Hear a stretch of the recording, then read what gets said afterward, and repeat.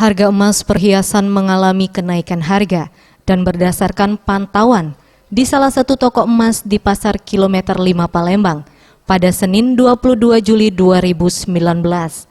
Harga emas perhiasan menyentuh angka 3,8 juta rupiah per suku atau naik dari periode yang sama di bulan Juni 2019 yang sempat berada di angka 3,7 juta rupiah per suku.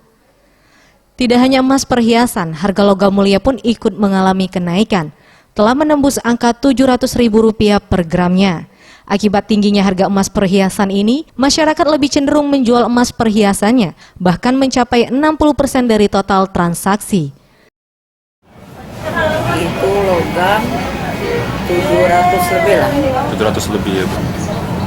Macam-macam juga kadarnya itulah. Kalau yang 80% kami jual 3,5. Kalau yang 90 pucuk 37, 38. Tim Liputan Sriwijaya TV.